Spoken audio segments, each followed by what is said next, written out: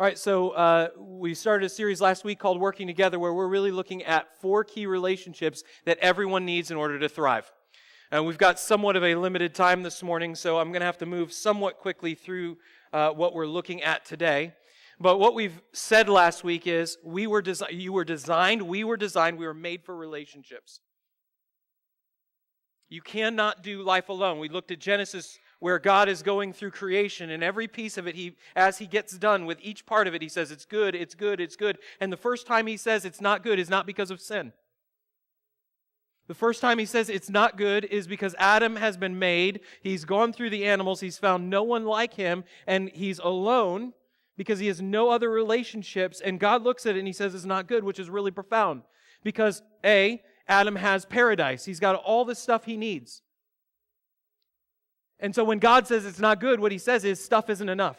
You can fill your life with more stuff than anybody else, but it will never be enough to fill a hole in your life. You need relationships. And number 2, not only is stuff not enough, I want you to think about how profound this is. Adam had a perfect relationship with God, and yet still God says it's not good. In a world, in the Christian culture that says it's just me and Jesus, all I need is God, here's what you need to hear. You need God, but that's not all you need. That relationship should be primary, just as it was for Adam, but you also need a relationship with other people. Adam needed a relationship with other human beings. Yes, he needed his relationship with God, but God had designed him with a need for others. And so there's no such thing as just me and Jesus.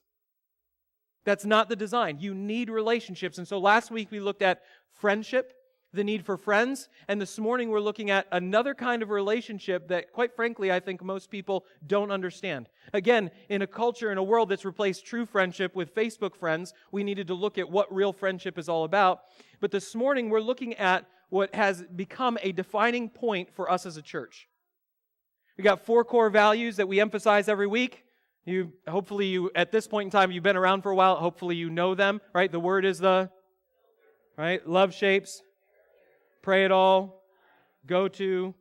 Those are our core values. Those are the things that are meant to shape who we are as a community. Those are the things that if you're all in, those are the things we're all supposed to be intentionally seeking to live out. That's why I send those emails out every week. Right? They're not devotional emails. They're emails that are meant to spur on some thinking about, well, how are we going to live these out this week? How are we going to do this? But there's another value. Those define Grace Pointe as a whole. Both Naperville, Plainfield, and all the other campuses that we'll see in the future. But there's another core value that has really specifically shaped how we do things here at Plainfield. And we've talked about it, but we've never said, well, this is our core value, but this is what it is. It's that ministry happens in teams. Everyone needs friendships, but I want you to hear this. Not only do you need friendships, every single one of us needs a team. And those are 2 different things.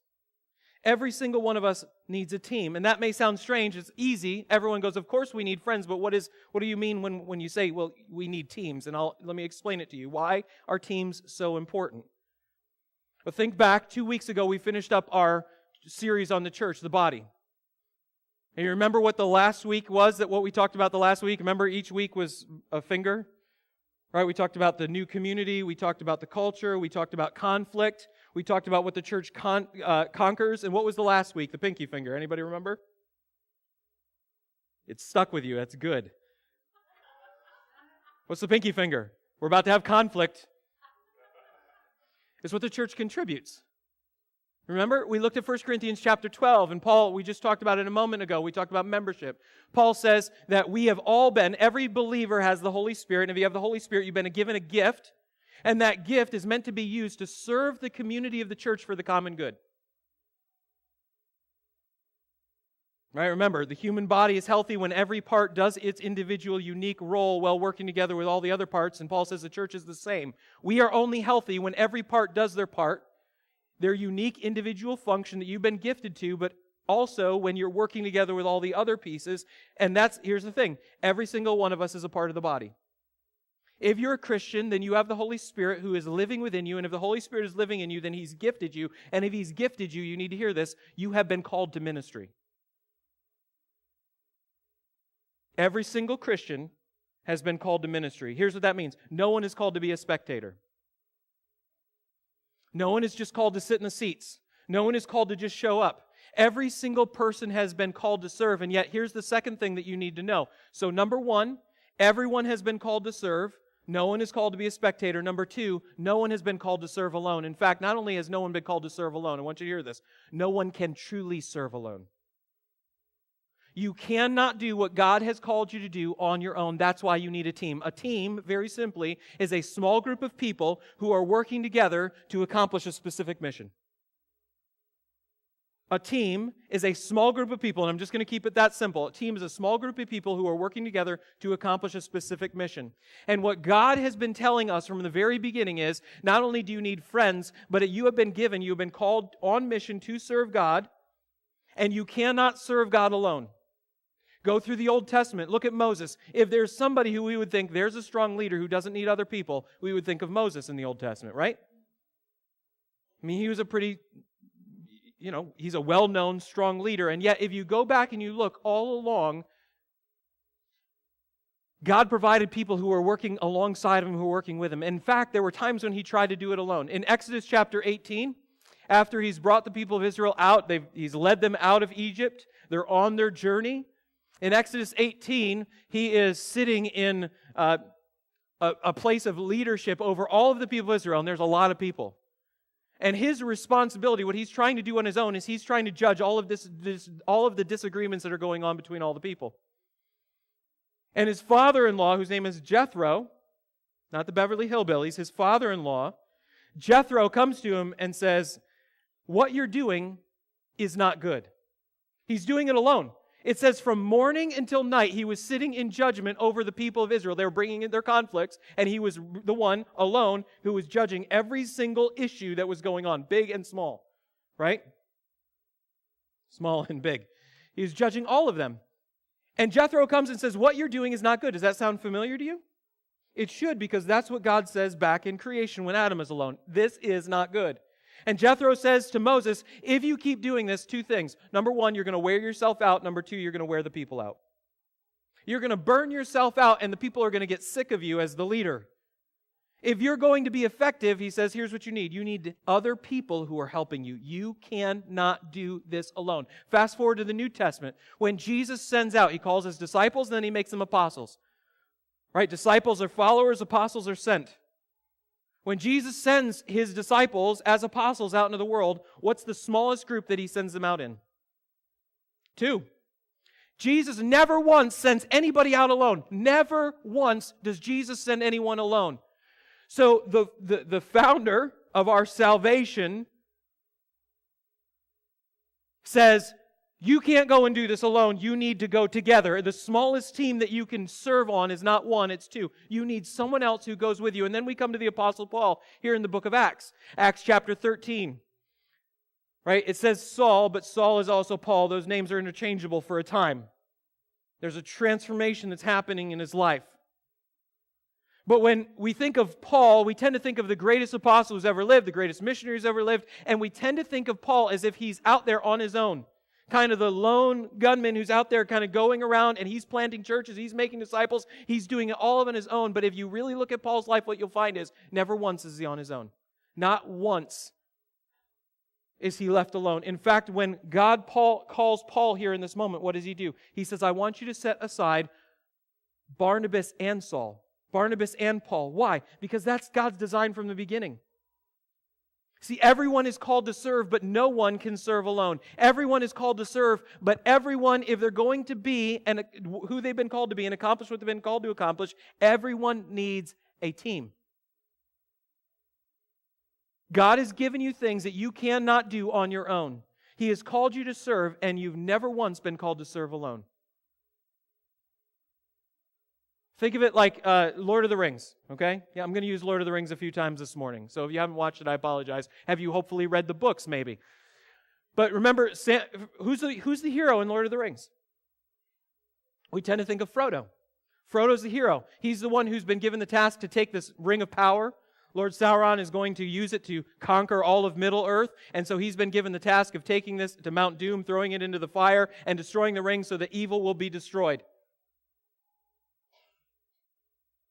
But he wasn't able to do that.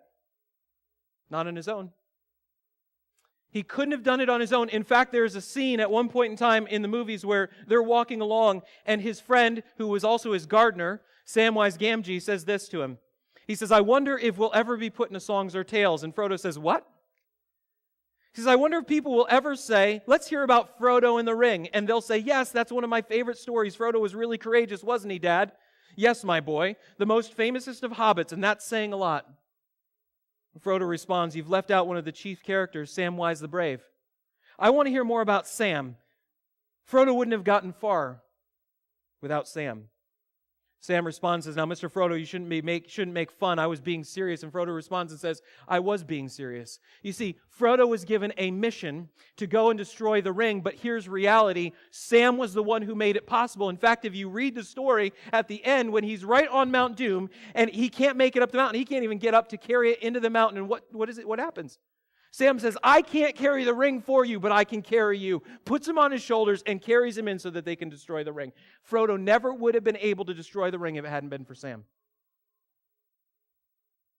Or think of it like Sherlock Holmes and Watson. What would Sherlock have been without Watson?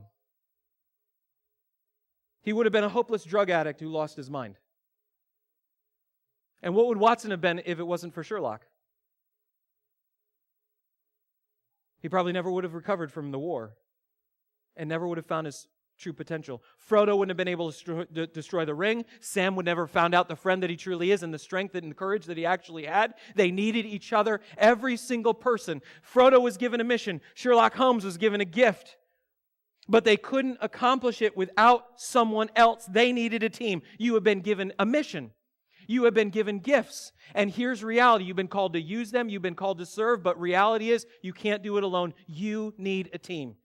Now, if that's true, and I think the Bible makes it clear, and you've got to ask yourself the question, is that really true? Do I need a team or not? You have to decide that. But if that's true, then what makes a good team? Well, good team members. And what makes a good team member? Let me give you 5 quick things here. 5 things that I see from Paul and Barnabas' life that show us what a good team member is. Number 1, a good team member sees and seeks to unleash the potential in you. And it's not just your potential, it's the potential that God has put inside of you. Before Saul became a Christian, do you remember he was a terrorist? A religious terrorist who was killing Christians. Then he meets Jesus on the road to Damascus. His whole life has changed. And do you remember how the Christians first felt about Saul? Let me read it to you. Acts chapter 9, it says, and when he had come to Jerusalem, Paul, he attempted to join the disciples, and they were all afraid of him, for they did not believe that he was a disciple. I mean, imagine this. A terrorist who's been killing your friends and family members comes to Christ, and he wants to join the church. Are you going to go, oh, of course, come on in, or are you going to have some serious questions? They all have questions, but listen to what happens.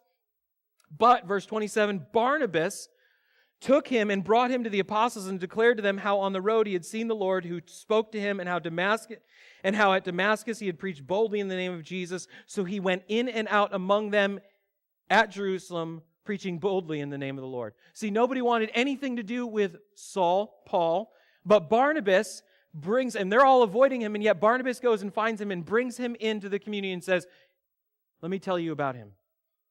Why does he do that? Because he sees and is seeking to unleash the potential that God has put into Saul. He sees something in Saul that no one else sees.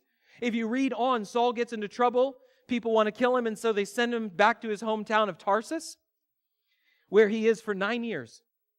Most people don't realize that for 9 years of Paul's life, after becoming a Christian, we don't know anything.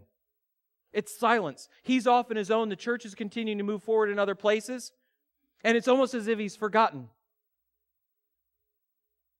And there's a church that's planted in Antioch. And Barnabas goes to check it out. He's sent by the disciples to go to Antioch and to check in on this church and see what's happening. He sees what God is doing and he begins to encourage them. But do you know what he does? 9 years have gone by. Probably most people have forgotten about Paul, but not Barnabas.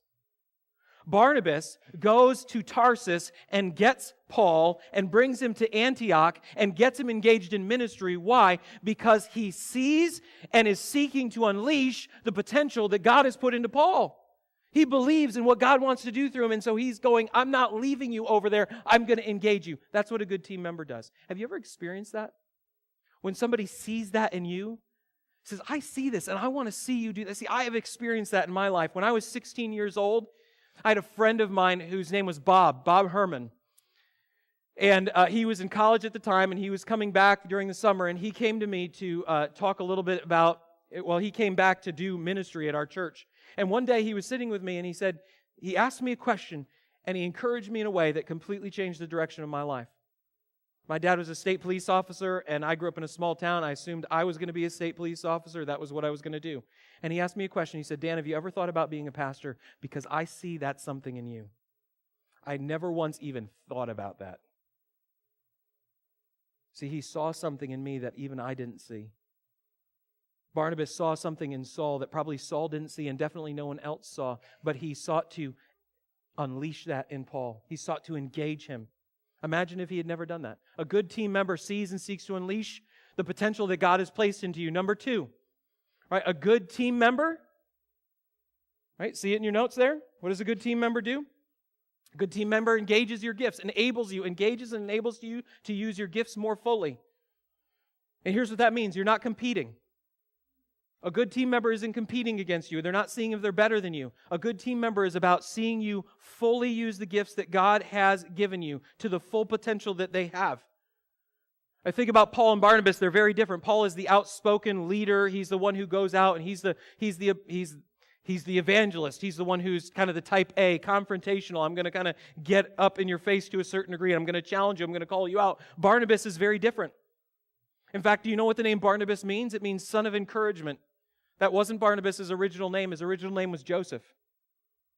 The reason they called him Barnabas is because that's who he was. He was an encourager. And together, Paul and Barnabas were able to complement each other so that they could more fully use the gifts that God had given them. Paul needed someone who would walk alongside of him and encourage him as he was on mission to go out and plant churches, sharing the gospel. He needed somebody who was going to support and encourage him. Barnabas needed somebody who needed to support and encouragement. I mean, if you've got the gift of encouragement and everybody around you is always positive, guess what you don't get to do? You don't get to encourage people. You need people who need encouragement. And so together, they were able to use their gifts more fully. Paul was able to have that encouragement so he could continue to go out, as we'll see in a minute, and use his gifts and to preach the gospel and to see churches planted. And Barnabas was able to walk alongside of him and encourage him as he was challenged and facing difficulties. See, a true team isn't made up of people who are exactly the same. A true team is made up of people who have complementary gifts, who are able to use those gifts more fully together and accomplish a mission that they couldn't have accomplished alone. So a good teammate is someone who's going to complement your gifts and engage your gifts more fully. Number 3, a good team member is someone who's going to stand with you in the storm. When you go to serve Christ and you're on mission with Him, here's what you need to know. You're going to face opposition. Ministry is hard. Every single person in this room has been called to ministry. It may not be full-time on a church staff, paid ministry, but you need to hear this. Every person in this room has been called to ministry.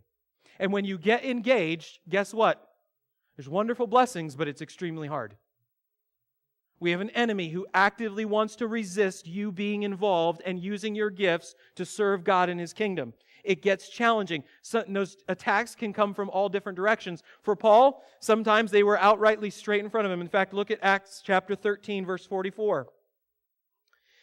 It says, the next Sabbath, almost the whole city gathered to hear the word of the Lord, but when the Jews saw the crowds, they were filled with jealousy and began to contradict what was spoken by Paul, reviling him.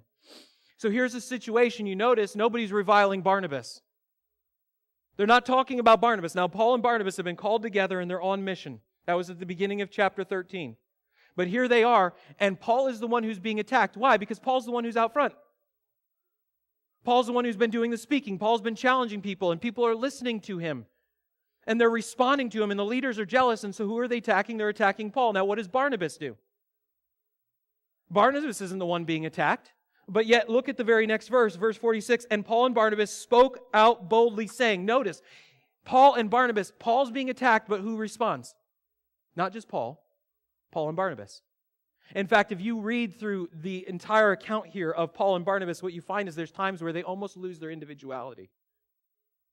It's not that they do. They don't cease to be individuals. It's not like the two become one, right? But there's an essence in which they're always acting and responding together. And so here is Paul being attacked, and Barnabas doesn't go, well, yeah, just, Paul, you got to deal with that because that's your problem. You're the one who's getting into trouble. I'm over here. When Paul is being attacked, what does Barnabas do? Barnabas comes and stands alongside of Paul. And they respond together. They're doing what the writer of Ecclesiastes talks about in chapter 4. Listen, two are better than one because they have good reward for their toil. And though a man might prevail against one who is alone, two will withstand him. A threefold cord is not quickly broken. Good teammates' lives get woven together in such a way that when an attack comes, their lives provide strength to stand because they stand together. A good teammate does what, again, Lord of the Rings. Frodo Baggins at one point in time is trying to leave Sam behind. And he says, Sam, I'm going to Mordor alone. And Sam responds and says, I know you are and I'm coming with you. A good team member says, I'm standing with you. No matter what you face, you're not going to face it alone. And because we face it together, we're stronger for it. A good teammate stands with you. A good teammate stands with you. Right? Number 4, a good teammate protects you. As I said, sometimes the attacks come from the front, sometimes they come from behind, but let me tell you, there's another way they come. They can come from the inside as well. A good team member is someone who protects you because they watch over your heart. Hebrews chapter 3. Let me read this to you.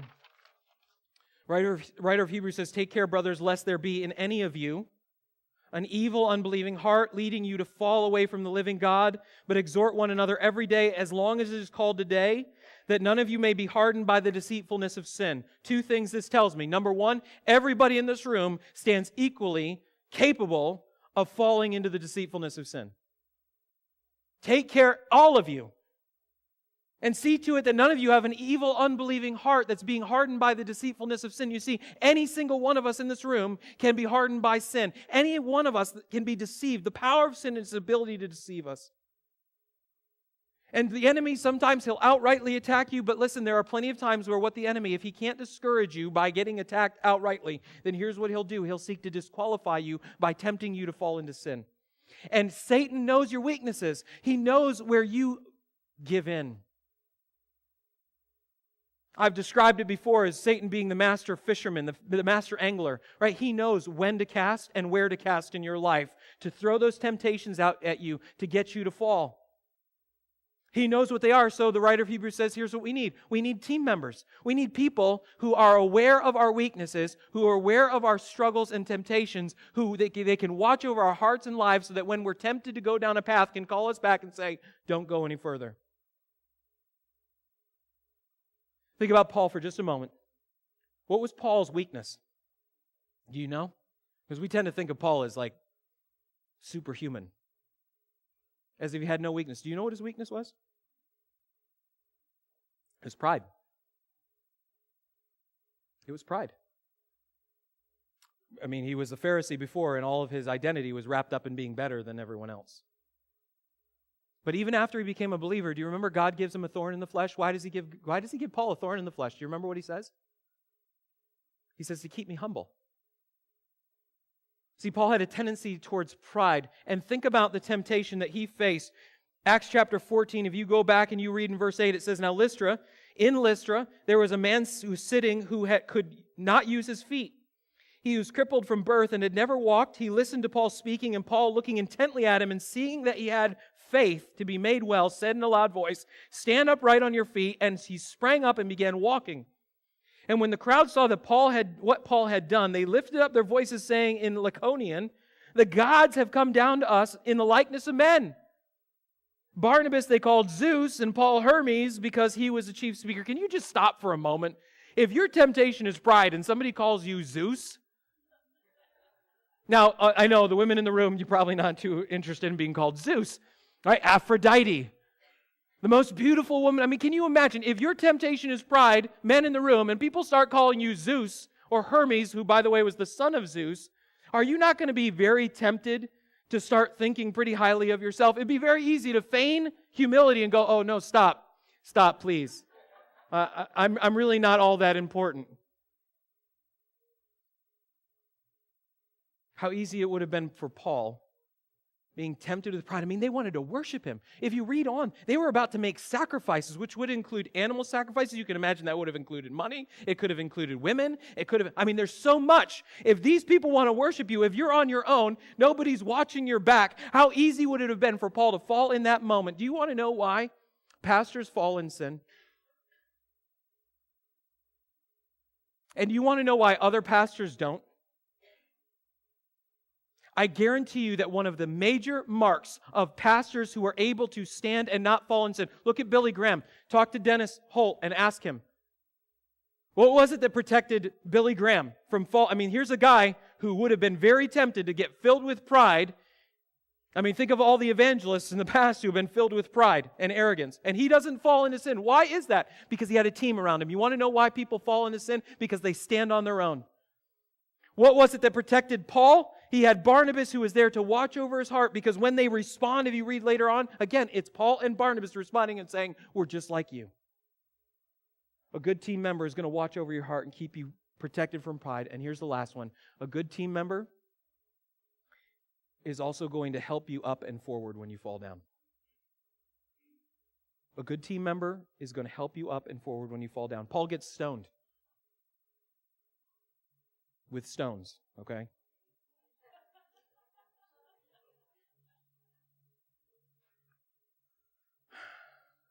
Come on, keep focused.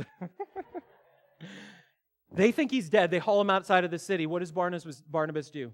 Barnabas goes and they gather around Paul, it says. And what they're doing in that moment is they're not just standing around him, looking at him laying there on the ground. Then they gather around him, they're doing something, they're praying over him, and there's a miracle where Paul gets back up and he's healed. Amazing thing, but I want you to realize physical healing was only part of the miracle. Imagine that you are in Plainfield sharing the gospel and people take stones and they stone you. They think you're dead. They drag you to the outside of the city and they leave you there. Let's imagine God works a miracle. Physically you get back up and you're okay. What's one of the things you're definitely probably not going to do? Go back into the city. Guess what Paul does? He gets up and he goes back into the city. What's another thing that you might not do? Here's another thing you might not do. You might not keep going on the mission. I mean, people just killed you for sharing Christ. You might get a little bit afraid. You might give in to fear and go, well, I'm not going to continue on that because I don't want to risk my life anymore. I just want to live and be safe. It's really risky. Let's just not do that anymore. But what does Paul and Barnabas do? They get up and they go on and they go to other cities where they encourage disciples, and here's what they tell them. They say, hey, listen, this is part of the deal. If we're going to follow Christ, it's going to be hard. But this is how we experience life in the kingdom. We want to live in the kingdom. We want to experience the fullness of life. There's going to be pain in the process. What is it that enables Paul to be able to do that? Yes, we can say the grace of God, and Paul recognizes that, but let me tell you something. It's the grace of God. This story is telling us that it's the grace of God that God extends to Paul through Barnabas the encourager. Barnabas who walks alongside of him, Barnabas who prays over him, Barnabas who supports him, Barnabas who is there with him and says, let's keep going. That's what's going on in this story. It's not Paul alone, it's he and Barnabas together so that Paul can get back up, and not just get back up so that we can keep moving forward. Look, I'm sure that there's more, but I'm just going to stick with those 5. And here's the point. Number 1, you need a team. You've been called to ministry. Number 2, you need a team. No one is called to be a spectator, and no one's called to do ministry alone. We've all been called to serve, and we've all been called to do it together. And I get it. Some people will respond and go, well, I'm not really convinced. I'm not sure I need a team. In fact, isn't it more effective to just do it alone? Here's what I'll say. It's more efficient, but it's never effective. Not truly. I mean, I think about it like my kids, okay? And I'm not talking about William. I'm talking about some of my younger kids right now. William when he was younger. But you've maybe heard the saying, it's easier to, cleaning your house with the kids in it, it's like raking leaves in a windstorm. Is it more efficient to clean the house with them or without them? Without them. If your goal is just to clean the house, yes, they shouldn't be there. But if your goal is to raise kids who can actually become adults and take care of themselves, what do you need to do? You've got to engage them. Amen. You make them clean the house alone. No, I'm just kidding. You get them involved. And what probably would have taken 20 minutes is probably going to take you hours. But guess what your goal is as a parent? It's to raise them up and grow them up. Is it more efficient to do ministry alone? Yes, it is. You can accomplish lots of tasks, but the goal is not a task. The goal is to make disciples. And guess what you can't do alone? You cannot make disciples. And stop for a moment and think about this. Those of us who say, well, I'm not really interested in a team because it just takes too much time. Can you stop and think about this? Paul says in 1 Corinthians chapter 3, verse 9, that we are God's fellow workers. Do you think God could do all of this much better and more efficiently without us? There are times when I look, not at our church, but I look at the church in general. And you know what? I look around and I go, it is a miracle that God still accomplishes all He does through the church. When you think about all the petty fighting that goes on around the world in the church, the disagreements and the divisions and the problems, and you go, man, God, why did you choose to do it this way? Because God's mission wasn't just to accomplish a task, it was to build His people who are being transformed and changed into the likeness of His Son so we might truly be who we were created to be. God has chosen to work. We are His. Can you just think about the condescension of God to call us His fellow workers? And then we think, I don't need a team. Stop and think about it. And here's what happens as you think about that. God transforms you so as He has treated us so we can respond and treat each other. You've been called to ministry. You need a team. 4 quick things. Number 1, get involved. Start serving. That's what we all need to do. If you've been called to serve, it's time to get up and it's time to get in. And I know it's like, well, where do I start? Where do I go? If you need help with that, I'd be glad to do that. Don't wait for somebody to ask you. You've been given a gift. You're the steward of that gift. No one else is. Get involved in serving. Number 2, see the calling. The calling is not to go alone. The calling is to be involving other people. If you're already serving and you're serving on your own and no one else is with you, you're missing the boat. I've been talking about this and I've been praying about this, that this would be a year where we see this continue to grow and change in our church, but I want you to just, real quickly, ministry is a multi-directional platform where you are serving people who are behind you on the journey to encourage them forward, where other people are reaching back and doing that for you, mentors and mentees, which is what we're going to look over the next 2 weeks. But do you know what else you need? You need the people who are right there alongside of you who are pulling together. You need it. And so here's the third thing. You've got to be growing your team. And that's not passive. It isn't just sitting and waiting for people to just kind of step up alongside of you. You've got to invite people. And then number 4 is you've got to be growing as that team member. It's so easy to go, well, I want those team members, but here's the challenge. You got to go back through those 5 things and ask, am I those things? Am I those things? Am I the person that's seeing and unleashing the potential that God has placed in the lives of people around me? Am I the person who is enabling others to use their gift? Am I the person who is standing alongside of others? Am I the person who's protecting others? Am I the person who's helping people up and forward? Am I Barnabas, it was his nickname. Stop for a moment and let me ask you, what would your nickname be if we called you by the way that you're serving on a team? Here's the calling. We're all to serve. We all need a team. Get in. Ask people to join you. And let's go together.